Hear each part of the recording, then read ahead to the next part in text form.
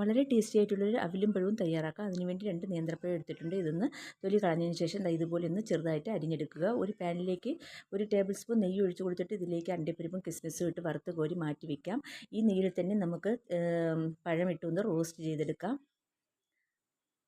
Roast ചെയ്ത പഴം നമുക്കൊരു പാത്രത്തിലേക്ക് മാറ്റി വയ്ക്കാം. അതിനുശേഷം 1 കപ്പ് തേങ്ങ ഇതുപോലെ ഒന്ന് ചൂടാക്കി എടുക്കുക. അതിനുശേഷം അവിലും കൂടി ഒന്ന് ക്രിസ്പി ആകുന്നത് വരെ ഒന്ന് ചൂടാക്കുക. ഒരു പാനിലേക്ക് 150 ഗ്രാം ശർക്കരയിൽ 1/2 ഗ്ലാസ് വെള്ളം ഒഴിച്ച് നന്നായിട്ടൊന്ന് മെൽറ്റ് ചെയ്ത് അരിച്ച് മാറ്റി വയ്ക്കുക. അതിനുശേഷം ഈ മെൽറ്റ് ചെയ്ത ശർക്കരയിൽ നമ്മുടെ തേങ്ങയും അവിലും ഇട്ട് ഒന്ന് ഇളക്കി കൊടുക്കുക. അതിനുശേഷം പഴവും കൂടി ഇട്ട് നന്നായിട്ട് മിക്സ് ചെയ്തെടുക്കാം.